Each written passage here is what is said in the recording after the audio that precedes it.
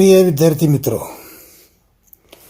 Third topic kinetic theory of gases and radiation.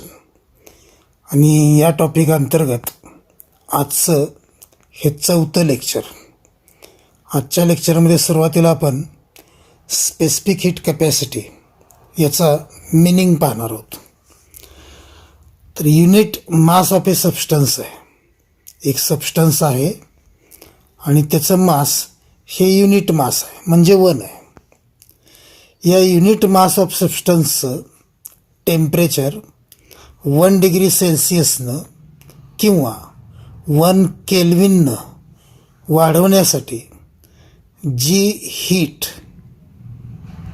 Q, जी amount of heat Q द्यावी लागेल, त्या amount of हीटलाच सबस्टन्सची स्पेसिफिक हीट कॅपॅसिटी असं म्हणायचं. आणि त्याला नोटेशन आहे सी. परत एकदा बघा, युनिट मास ऑफ सबस्टन्सचं टेम्परेचर 1 डिग्री सेल्सिअस किंवा 1 केल्विननं वाढवण्यासाठी जी अमाऊंट ऑफ हीट क्यू द्यावी लागेल, त्या अमाऊंट ऑफ हीटलाच स्पेसिफिक हीट कॅपॅसिटी सी असं म्हणायचं. स्पेसिफिक हीट कॅपॅसिटी सीची डेफिनेशन एका शब्दात सांगायचं म्हटलं तर स्पेसिफिक हीट कॅपॅसिटी सी म्हणजेच अमाऊंट ऑफ हीट क्यू. कुणाला दिलेली? तर युनिट मास असणाऱ्या सबस्टन्सला दिलेली. कशासाठी दिलेली? तर युनिट मास ऑफ सबस्टन्सचं टेम्परेचर 1 डिग्री सेल्सिअसनं म्हणजेच 1 केल्विननं वाढवण्यासाठी जी अमाऊंट ऑफ हीट द्यावी लागेल, त्या अमाऊंट ऑफ हीटलाच स्पेसिफिक हीट कॅपॅसिटी सी असं म्हणायचं. किंवा इंग्रजीत असं सांगता येईल, specific heat capacity of a substance is the amount of heat required to raise temperature of unit mass of a substance through 1 degree Celsius or 1 Kelvin. आणि हे सर्व वर्डिंग आपण स्क्रीनवर एकदा बघू. Specific heat capacity of a substance is the, सर्वात महत्त्वाचा शब्द, is the amount of heat required. कशासाठी? To raise the temperature of unit mass of substance. कितीनं? तर 1 डिग्री सेल्सिअस और 1 Kelvin. So principal specific heat capacity of a substance is the amount of heat required to raise the temperature of unit mass of substance through 1 degree Celsius और 1 Kelvin. आता एखाद्या unit mass of सबस्टन्सचं temperature dt इतकं rise करण्यासाठी, dt वाढवण्यासाठी जर dq इतकी amount of heat दिली असेल, तर 1 डिग्री सेल्सिअसनं वाढवण्यासाठी किती हीट लागेल? तर अर्थातच dq/dt इतकी लागेल. परत एकदा बघा मी काय म्हणतोय ते. युनिट मास ऑफ सबस्टन्सचं टेम्परेचर dtनं वाढवण्यासाठी dq इतकी अमाऊंट ऑफ हीट, टेम्परेचर dtनं वाढवण्यासाठी dq इतकी अमाऊंट ऑफ हीट, तर टेम्परेचर 1 डिग्री सेल्सिअसनं वाढवण्यासाठी किती? तर dq/dt. आणि 1 डिग्री सेल्सिअसनं टेम्परेचर वाढवण्यासाठी dq/dt ही जी अमाऊंट ऑफ हीट द्यावी लागते, त्यालाच स्पेसिफिक हीट कॅपॅसिटी असं म्हणायचं. म्हणून स्पेसिफिक हीट कॅपॅसिटी सी याची मॅथमॅटिकल डेफिनेशन dq/dt. किंवा शब्दात सांगायचं म्हटलं तर specific heat capacity C is equal to dq म्हणजेच amount of heat divide by D T म्हणजेच rise in temperature. So specific heat capacity याच्या डेफिनेशनचं वर्डिंग हे specific heat capacity of substance is the amount of heat required to raise the temperature of unit mass of substance through 1 degree Celsius और 1 Kelvin. तर mathematically specific heat capacity definition C is equal to D Q by D T किंवा specific heat capacity C is equal to amount of heat divided by rise in temperature. तुम्ही ही definition लक्षात ठेवायची आहे. C is equal to D Q by D T, कारण ती पुढच्या आर्टिकलमध्ये आपण वापरणार आहोत. या डेफिनेशनशिवाय याच्याबद्दल काही कमेंट्स आहेत. ते पहिलं कमेंट असं की जर सबस्टन्स सॉलिड असेल, सबस्टन्स सॉलिड असू शकतो, लिक्विड असू शकतो किंवा गॅस असू शकतो. जर सबस्टन्स सॉलिड असेल लाईक ॲल्युमिनियम, कॉपर ॲटसेट्रा, जर सबस्टन्स सॉलिड असेल तर it has only one specific heat capacity. Solid असेल तर सॉलिडला फक्त एकच स्पेसिफिक हीट कॅपॅसिटी असते. सॉलिडप्रमाणे जर सबस्टन्स लिक्विड असेल तरीसुद्धा it has only one specific heat capacity. वॉटरसारखं लिक्विड असेल किंवा केरोसिनसारखं लिक्विड असेल, कुठलंही लिक्विड असेल तर त्यालासुद्धा फक्त एकच स्पेसिफिक हीट कॅपॅसिटी असते. परंतु तिसरं कमेंट आपल्यासाठी महत्त्वाचं आहे. सबस्टन्स जर गॅस असेल, सबस्टन्स जर गॅस असेल तर मात्र it has 2 specific heat capacities. गॅसला मात्र 2 स्पेसिफिक हीट कॅपॅसिटीज असतात. त्यापैकी पहिली आहे principal specific heat capacity at constant volume and notation is CV, and second is principal specific heat capacity at constant pressure CP. आता याचं थोडंसं एक्सप्लेनेशन देतो. सॉलिड किंवा लिक्विड असेल तर त्याला एकाच प्रकारे हीट देता येते. सॉलिड किंवा लिक्विड असेल तर त्याला एकाच प्रकारे हीट देता येते. परंतु सबस्टन्स जर गॅस असेल तर गॅसला मात्र 2 प्रकारे हीट देता येते. पहिल्या प्रकारामध्ये व्हॉल्यूम कॉन्स्टंट ठेवून गॅसला हीट दिली जाते, तर दुसऱ्या प्रकारामध्ये प्रेशर कॉन्स्टंट ठेवून गॅसला हीट दिली जाते. जर पहिल्या प्रकारानुसार व्हॉल्यूम कॉन्स्टंट ठेवून हीट दिली असेल तर त्याच्याशी रिलेटेड जी स्पेसिफिक हीट कॅपॅसिटी मिळेल ती CV असेल. व्हॉल्यूम कॉन्स्टंट ठेवून जर गॅसला हीट दिली असेल तर त्या प्रोसेसशी रिलेटेड जी स्पेसिफिक हीट कॅपॅसिटी मिळेल ती CV मिळेल, म्हणजेच specific heat capacity at constant volume मिळेल. जर प्रेशर कॉन्स्टंट ठेवून गॅसला हीट दिली असेल तर त्या प्रोसेसशी रिलेटेड जी स्पेसिफिक हीट कॅपॅसिटी मिळेल ती CP असेल, म्हणजेच ती specific heat capacity at constant pressure असेल. तर सॉलिड आणि लिक्विड याला एकाच प्रकारे हीट देता येते म्हणून सॉलिड आणि लिक्विडला only one specific heat capacity असते. परंतु गॅसला मात्र 2 प्रकारे हीट देता येऊ शकते, म्हणून गॅसला 2 स्पेसिफिक हीट कॅपॅसिटीज असतात. त्यापैकी एक CV आणि दुसरी CP. आणि याशिवाय मगाशी सांगितलेली मॅथमॅटिकली स्पेसिफिक हीट कॅपॅसिटीची definition specific heat capacity is equal to amount of heat divided by rise in temperature. किंवा मगाशी काय लक्षात ठेवायला सांगितलं होतं, तर specific heat capacity C is equal to D Q by D T. आणि ही लक्षात ठेवायची आहे, पुढच्या आर्टिकलमध्ये ते आपण वापरणार आहोत. स्पेसिफिक हीट कॅपॅसिटीचा आणखी एक प्रकार आहे, तो म्हणजे मोलार स्पेसिफिक हीट कॅपॅसिटी. मगाशी जी पाहिली मागच्या स्लाईडमध्ये ती प्रिन्सिपल स्पेसिफिक हीट कॅपॅसिटी होती.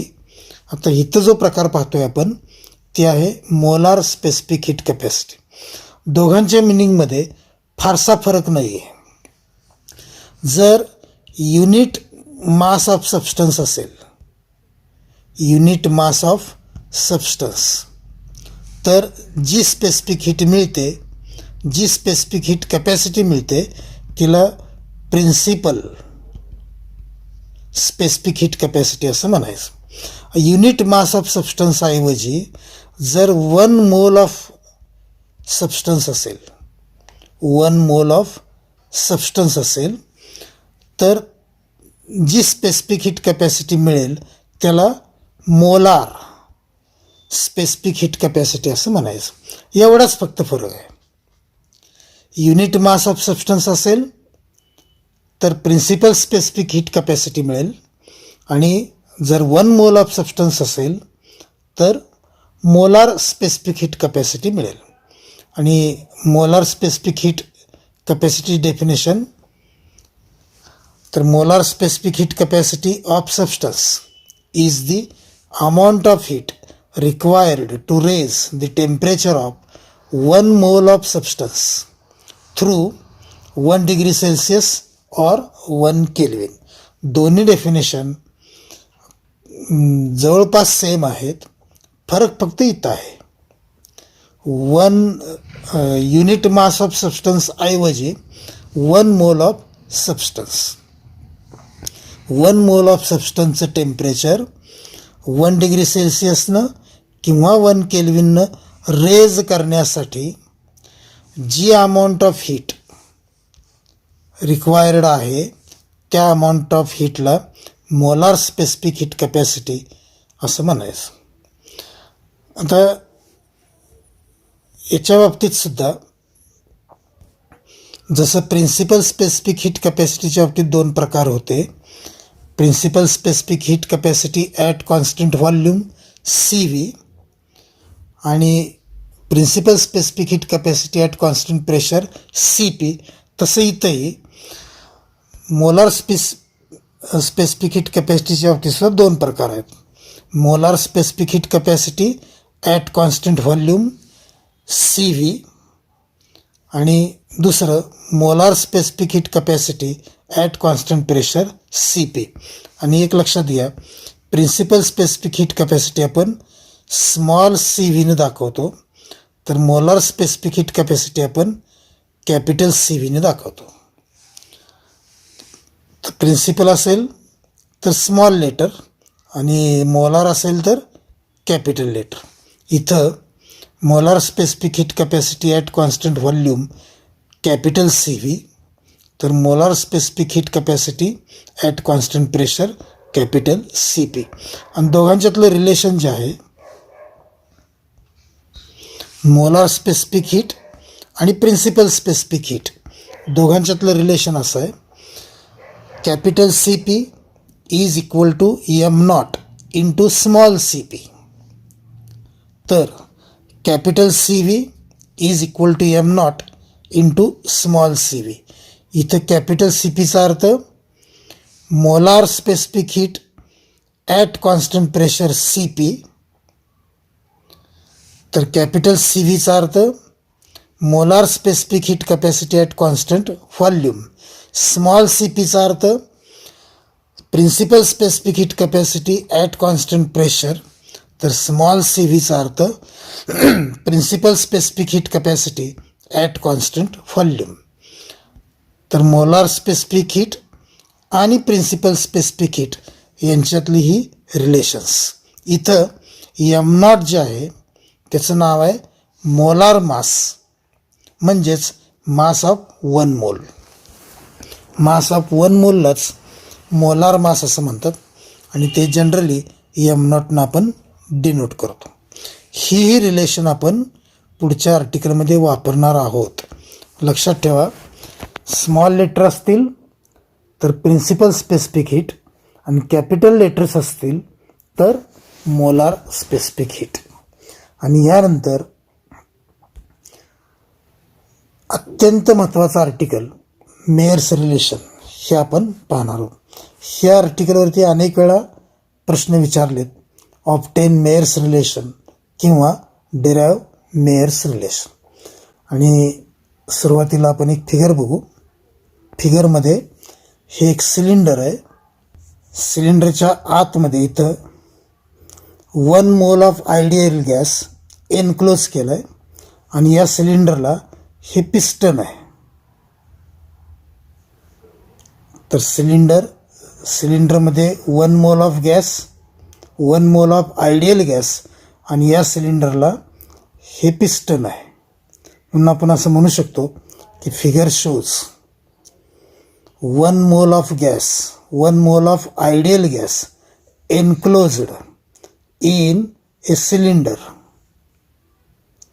and cylinder is provided with a piston.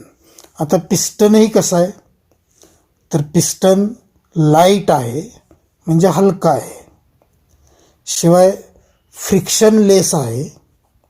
तो इझिली वर खाली करू शकतो.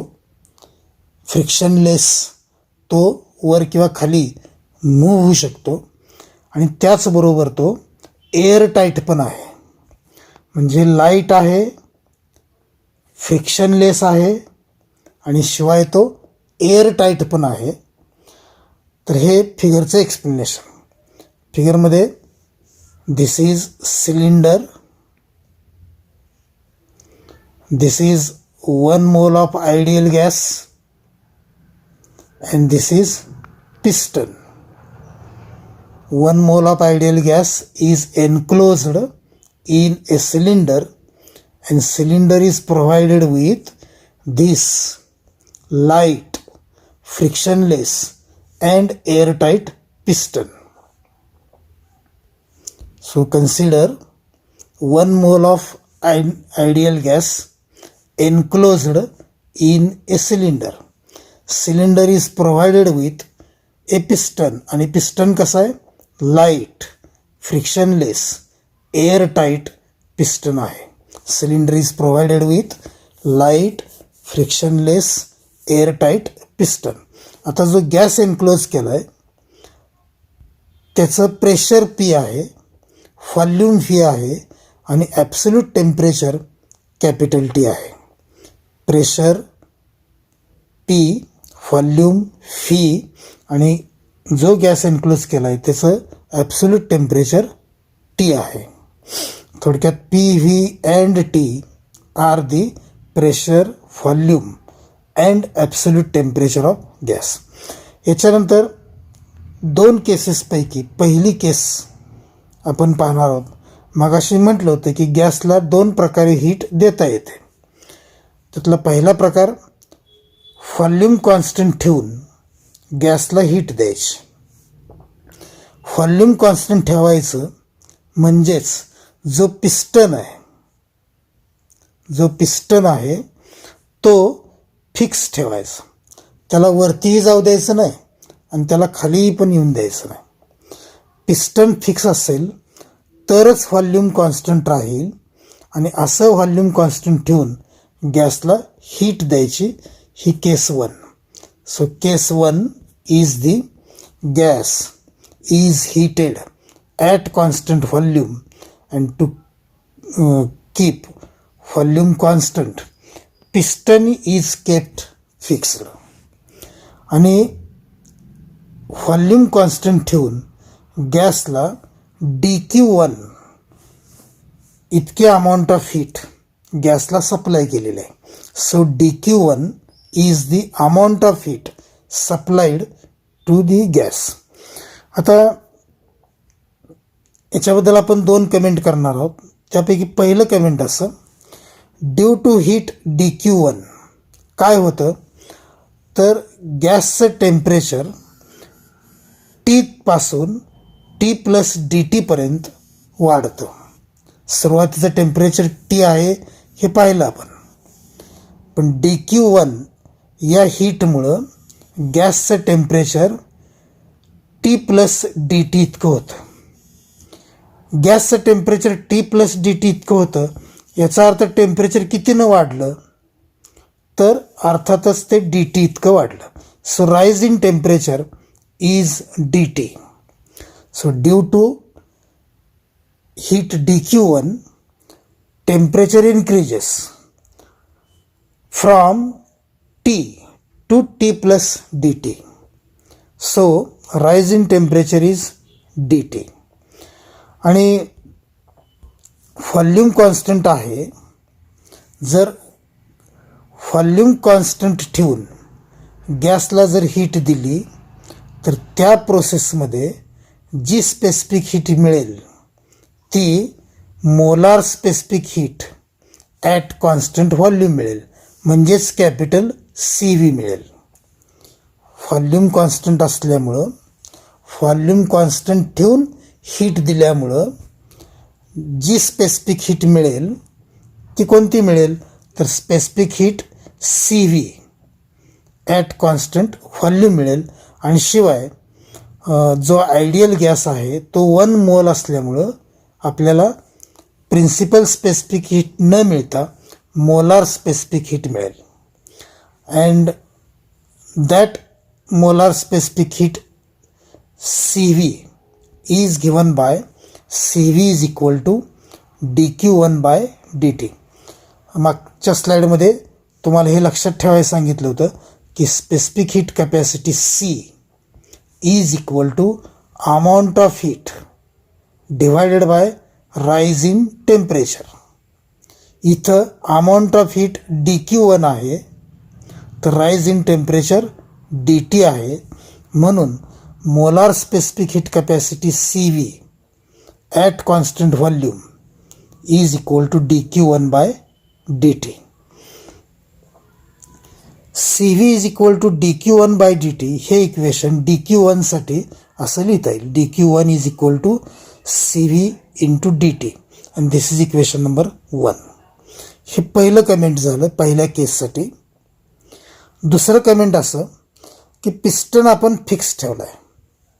कशासाठी ठेवला आहे, तर व्हॉल्यूम कॉन्स्टंट ठेवण्यासाठी. गॅसला हीट दिल्यानंतर गॅसचं व्हॉल्यूम कॉन्स्टंट राहावं म्हणून आपण पिस्टन फिक्स ठेवला आहे.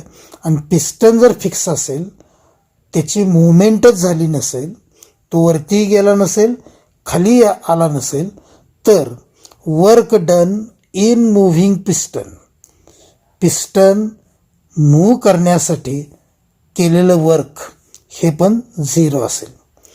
पिस्टन मूव्ह झालाच नाही, पिस्टन फिक्स आहे, पिस्टन मूव्ह झालाच नाही, मग त्यासाठी केलेलं वर्क किती असेल, तर ते 0 असेल. So work done in moving piston is 0. आता नीट लक्ष द्या. केस 1 मध्ये आपण व्हॉल्यूम कॉन्स्टंट ठेवून DQ1 इतकी हीट दिली. या हीटचा वापर फक्त एकाच कारणासाठी झाला, आणि ते कोणतं कारण, तर गॅसचं टेम्परेचर DTनं वाढवण्यासाठी DQ1 या हीटचा पूर्णपणे वापर झाला. DQ1 या हीटनं फक्त एकच काम केलं की टेम्परेचर DTनं वाढवलं. टेम्परेचर DTनं वाढवणं म्हणजेच इंटरनल एनर्जी DEनं वाढवणं. टेम्परेचर DTनं राईज करणं म्हणजे इंटरनल एनर्जी DEनं इन्क्रीज करणं. सो पहिल्या केसमध्ये वर्क डन 0 असल्यामुळं, work done in moving piston 0 असल्यामुळं जी अमाऊंट ऑफ हीट DQ1 दिली तिनं फक्त एकच काम केलं, टेम्परेचर DTनं वाढवलं. आणि टेम्परेचर DTनं वाढवलं याचाच अर्थ इंटरनल एनर्जी DEनं वाढवली. सो अल्टिमेटली DQ1नं एकच काम केलं, ते म्हणजे इंटरनल एनर्जी डीनं वाढवली. जर डी क्यू वननं एकच काम केलं असेल, इंटरनल एनर्जी डीनं वाढवली असेल, तर आपण हे इक्वेशन लिहू शकतो. D Q one is equal to D T. ही अमाऊंट ऑफ हीट एनर्जीच आहे. डी क्यू वन ही हीट आहे आणि ही हीट एक प्रकारची एनर्जी आहे. मग हीट ह्या एनर्जीनं फक्त एकच काम केलं की इंटरनल एनर्जी डीनं वाढवली. So D Q one is equal to D. This is equation number 2. आता आपल्याकडे दोन इक्वेशन्स आहेत, इक्वेशन 1, इक्वेशन 2. ही दोन्ही इक्वेशन आपण नेक्स्ट स्लाइडमध्ये विचारात घेऊ. D Q one is equal to CV dt. This is equation number 1 and dq1 is equal to dE. This is equation number 2. From 1 and 2 कोणतं इक्वेशन लिहिता येईल? तर इथं dq1 ऐवजी आपण dE लिहू शकतो आणि फ्रॉम 1 and 2 आपल्याला हे इक्वेशन मिळेल dE is equal to CV dt. This is equation number 3. आता यानंतर केस 2. केस 1 मध्ये gas is heated at constant volume, तर केस 2 मध्ये gas is heated at constant pressure. आणि प्रेशर जर कॉन्स्टंट ठेवायचं असेल तर पिस्टन फ्री करायचा, पिस्टन फिक्स ठेवायचा नाही, पिस्टन फ्री ठेवायचा. तो फ्रीली वर खाली होऊ द्यायचा. पिस्टन जर वर खाली होऊ दिला फ्रीली तरच प्रेशर कॉन्स्टंट राहील. आणि केस 2 अप्लाय करण्यापूर्वी गॅसची इनिशियल कंडिशन विचारात घ्यायची. इनिशियल गॅस विचारात घ्या. इनिशियल म्हणजे कोणता? तर तोच गॅस विचारात घ्यायचा की ज्याचं प्रेशर P आहे, व्हॉल्यूम V आहे आणि टेम्परेचर T आहे. सुरुवातीचाच गॅस कन्सिडर करायचा. आणि या केस 2 मध्ये आपण जे अमाऊंट ऑफ हीट देतोय ती dq2 आहे.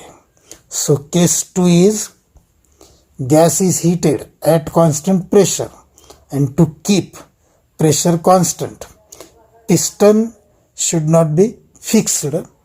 Piston has to move freely up or down.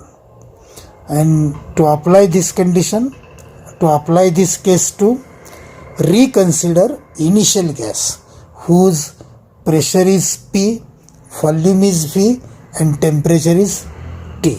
And in this case, amount of heat supplied is dq2. आता इथं सुद्धा आपण दोन कमेंट्स करणार आहे. त्यापैकी पहिलं comment, due to heat dq1, पहिल्यांदा काय होईल तर टेम्परेचर मागच्या केसप्रमाणेच इन्क्रीज होईल. टी होतं ते टी प्लस डी टी होईल. टीचं इन्क्रीज होऊन टी प्लस डी टी होईल. म्हणजेच राईज इन टेम्परेचर किती असेल तर परत एकदा मागच्या केसप्रमाणेच rise in temperature D T असेल. इथं dq2 पाहिजे, sorry, due to heat dq2 temperature increases from T to T plus dt. So rising temperature is dt. Rising temperature dt असेल तर स्पेसिफिक हीट कॅपॅसिटी. आणि केस 2 मध्ये प्रेशर कॉन्स्टंट असल्यामुळं जी specific heat मिळेल ती CP मिळेल. मागच्या केसमध्ये व्हॉल्यूम कॉन्स्टंट होतं म्हणून स्पेसिफिक हीट कॅपॅसिटी CV मिळाली होती. इथं प्रेशर कॉन्स्टंट असल्यामुळं स्पेसिफिक हीट कॅपॅसिटी CP मिळेल. म्हणजेच काय मिळेल तर molar specific heat capacity at constant pressure मिळेल. आणि स्पेसिफिक हीट कॅपॅसिटीच्या डेफिनेशननुसार CP is equal to dq2 by dt. तर पहिल्याच स्लाईडमध्ये आपण मॅथमॅटिकल डेफिनेशन पाहिली होती. Amount of heat divided by rise in temperature म्हणजेच स्पेसिफिक हीट. इथं अमाऊंट ऑफ हीट dq2 आहे, राईज इन टेम्परेचर dt आहे, म्हणून C P is equal to D Q two by D T. हे equation D Q टूसाठी लिहायचं. D Q two is equal to C P D T. This is equation number 4. आणि पुढच्या स्लाईडमध्ये आपण हे पण इक्वेशन वापरणार आहे, त्यामुळे हेही लक्षात ठेवा. D is equal to C V D T. ठीक आहे, पुढच्या स्लाईडमध्ये जाऊ. आता केस 2मध्ये टेम्परेचर टीचं टी प्लस डी टी होतं आहे आणि त्यामुळं व्हॉल्यूमसुद्धा फीचं फी प्लस डी व्ही होतं आहे. दुसऱ्या केसमध्ये पिस्टन आपण फिक्स केलेलं नाही आहे. पिस्टन फिक्स न केल्यामुळं पिस्टन वर जाऊ शकतो. पिस्टन केव्हा वर जाईल तर जर व्हॉल्यूम वाढलं, फीचं फी प्लस डी व्ही झालं तर पिस्टन वर जाईल. पिस्टन मूव्ज अपवर्ड्स आणि पिस्टन अपवर्ड जाताना, वरती जाताना वर्क डी डब्ल्यू इतकं होईल. So in case 2 temperature increases from T to T plus dt. As temperature increases, volume also increases from V to V plus dV, and as volume increases then piston moves upward, and when piston moves upward then work dW is done in moving piston upward. Case 1मध्ये work done in moving piston is equal to 0 होतं. Piston move करण्यासाठी झालेलं work मागच्या केसमध्ये 0 होतं. का तर piston move झालाच नव्हता, पिस्टन फिक्स होता. इथं मात्र पिस्टन मूव्ह होतो आणि त्यामुळं डी डब्ल्यू इतकं वर्क होतं. मग इथं केस 2मध्ये पिस्टन इथं होता, तो इथं गेला आणि इथून इथं जाताना जे वर्क झालं ते डी डब्ल्यू इतकं झालं. मग केस 2मध्ये amount of heat D Q टूनं 2 कामं केलेत. केस 1मध्ये डी क्यू 1 इतके अमाऊंट ऑफ हीट दिलेली होती आणि त्यानं एकच काम केलं होतं आणि ते म्हणजे टेम्परेचर डी टीनं वाढवलं होतं. म्हणजेच डी इतकी इंटरनल एनर्जी वाढवली होती. इथं मात्र केस 2मध्ये amount of heat D Q two ही 2 प्रकारे वापरली जाते. डी क्यू टू 2 कामं करते. त्यापैकी पहिलं काम to increase internal energy D and to do work D W in moving piston upward during expansion of gas. गॅसचं एक्सपान्शन झाल्यामुळं पिस्टन अपवर्ड जातो आणि पिस्टन अपवर्ड मूव्ह होताना डी डब्ल्यू इतकं वर्क होतं. म्हणून डी क्यू टूनं 2 कामं केलेत. एक इंटरनल एनर्जी डीनं वाढवली प्लस डी डब्ल्यू इतकं वर्क झालं. म्हणून आपण हे इक्वेशन लिहू शकतो. D Q two is equal to D E plus D W. This is equation number 5. आता आपल्याकडं 2 इक्वेशन्स आहेत. इक्वेशन 3 एक की जे तुम्हाला लक्षात ठेवायला सांगितलं होतं, D E is equal to C V D T. आणि आत्ता मिळवलेलं हे 5 नंबरचं equation D Q two is equal to D E plus D W. From 3 and 5 काय लिहिता येईल तर इक्वेशन 5मध्ये डी ए आहे, त्याच्याऐवजी इक्वेशन 3नुसार सी व्ही डी टी लिहिता येईल. So from 3 and 5 D Q two is equal to C V D T plus D W. But D W is equal to P D V, pressure into increase in volume dV. dW is equal to PdV. Therefore, dQ2 is equal to CVDT plus PdV. This is equation number 6. आणखी एक equation तुम्हाला लक्षात ठेवायचं सांगितलं होतं, equation number 4, आणि ते होतं dq2 is equal to cp dt, and from 6 and 4 cp dt is equal to cv dt plus pdv. इथं dq2 आहे, त्याच्याऐवजी इक्वेशन 4 नुसार cp dt असं जर लिहिलं तर हे इक्वेशन नंबर 7 मिळेल. cp dt is equal to cv dt plus pdv. Equation 7 आपण पुढच्या स्लाईडमध्ये सुरुवातीला विचारात घेऊ. आता यानंतर आयडियल गॅस इक्वेशन फॉर 1 मोल विचारात घ्यायचं. Ideal gas equation for 1 mole PV is equal to RT अनेक वेळा सांगितले. आणि ideal gas equation for N mole PV is equal to NRT. Mayer's relation मिळवताना आपण सिलेंडरमध्ये 1 मोल ऑफ आयडियल गॅस एन्क्लोज केलेला होता.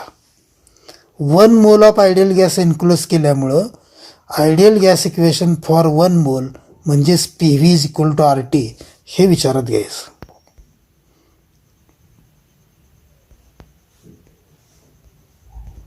So ideal gas equation for 1 mole of ideal gas is PV is equal to RT.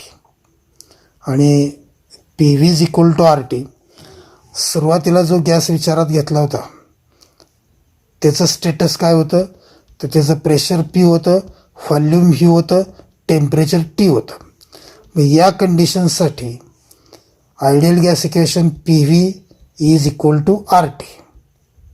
त्यानंतर आपण गॅसला heat दिली pressure constant ठेवून, आणि प्रेशर कॉन्स्टंट ठेवून गॅसला हीट दिल्यामुळं गॅसची कंडिशन काय झाली, तर व्हॉल्यूम फीचं फी प्लस DV झालं, तर टेम्परेचर Tचं T प्लस DT झालं, परंतु प्रेशर कॉन्स्टंट Pच राहिलं. मग या कंडिशनसाठी आयडियल गॅस इक्वेशन कसं लिहिता येईल, तर प्रेशरसाठी P लिहावं लागेल, व्हॉल्यूमसाठी मात्र आता व्हॉल्यूम किती आहे, तर V प्लस DV आहे, इज इक्वल टू R आहे तसं, कारण तो कॉन्स्टंट आहे. टेम्परेचर मात्र आता किती आहे, तर T प्लस DT आहे. हे इक्वेशन असं लिहिता येईल, PV plus PDV is equal to RT plus RDT. But PV is equal to RT. Therefore, PV cancels to RT because PV is equal to RT.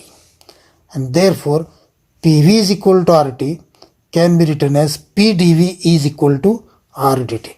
तर PDV is equal to RDT हे आपण इथं वापरणार आहोत. Therefore, PDV is equal to RDT. And from 7 and 8, CP dt is equal to CV dt plus RDT. आणि सहज लक्षात येते की 3 टर्म्स आहेत, तिन्ही टर्ममध्ये DT आहे. थ्रूआउट जर कॅन्सल केलं तर CP is equal to CV plus R असं लिहिता येईल. आणि CP is equal to CV plus R हे रिलेशन असं लिहिता येईल, CP minus CV is equal to R. And CP minus CV is equal to R is the Mayer's relation की जे अनेक वेळा विचारले. CP minus CV is equal to R. This is Mayer's relation. याच्याबद्दल 2 comments पाहणार आहोत, 2 remark पाहणार आहोत. पहिला रिमार्क, जस्ट मिळवलेलं Mayer's relation is CP minus CV is equal to R.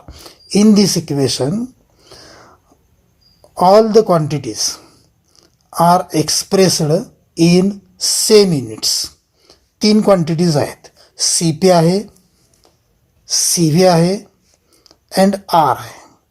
तिन्ही क्वांटिटीज सेम युनिट्समध्ये एक्सप्रेस केलेत. In this equation all the quantities CP, CV and R are expressed in same units. किंवा in this equation heat and work are expressed in same units. पण जर heat कॅलरीजमध्ये express केली आणि work जूलमध्ये express केलं, if heat is expressed in calories and work is expressed in joule, then Mayer's relation is modified as Cp minus Cv is equal to R upon J. तर या इक्वेशनमध्ये बदल होईल. Cp minus Cv is equal to R upon J असा बदल होईल. यातला जो J आहे त्याचं नाव आहे मेकॅनिकल इक्विव्हॅलंट ऑफ हीट.